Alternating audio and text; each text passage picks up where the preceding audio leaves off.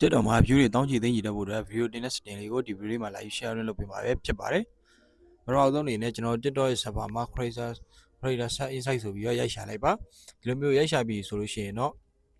ကျွန်တော်အဲ့ creator set insight ကိုကျွန်တော်တက်လိုက်ပဲဖြစ်ပါတယ်။တက်လိုက်ရင်ကျွန်တော်အဲ့ဒီကောင်ကိုတစ်ချက်နှိပ်ပေးလိုက်ပါ။ဒီကောင်ကိုနှိပ်ပြီးပြီဆိုလို့ရှိရင်တော့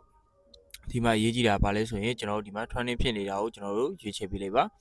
trending ဖြစ်နေရွေးချယ်ပြီးဆိုလို့ရှိရင်တော့ကျွန်တော်အပေါ်ဆုံးမှာ trend ဖြစ်တာကိုပြပေးပါလိမ့်မယ်ကျွန်တော်အဲ့ကောင်လေးကိုတစ်ချက်ထပ်ပြီးတော့နှိပ်ပါအဲ့ကောင်ကိုနှိပ်ပြီးပြီဆိုလို့ရှိရင်ကျွန်တော်ဒီဗီဒီယိုတင်ဖို့တော့ပေါ့နော်ဒီအောက်မှာ create ဆိုတာရှိရယ် create ဆိုတာကိုတစ်ချက်နှိပ်ပါဒီ create ဆိုတာကိုနှိပ်ပြီးပြီဆိုရင်ကျွန်တော်တို့ဒီမှာဗီဒီယိုတင်ဖို့အတွက်ဗီဒီယိုတင်မဲ့နေရာကိုတစ်ချက်နှိပ်ပါနှိပ်ပြီးတော့ကျွန်တော်တို့တင်မဲ့ဗီဒီယိုကိုရွေးချယ်ပေးလိုက်ပါကျွန်တော်တို့တင်မဲ့ဗီဒီယိုကိုရွေးချယ်ပြီးဆိုလို့ရှိရင်တော့ကျွန်တော်တို့တင်မဲ့ဗီဒီယိုရွေးချယ်ပြီးဆိုရင်ကျွန်တော်တို့ဒီအောက်ကနှိပ်ဆိုတာကိုတစ်ချက်နှိပ်ပါ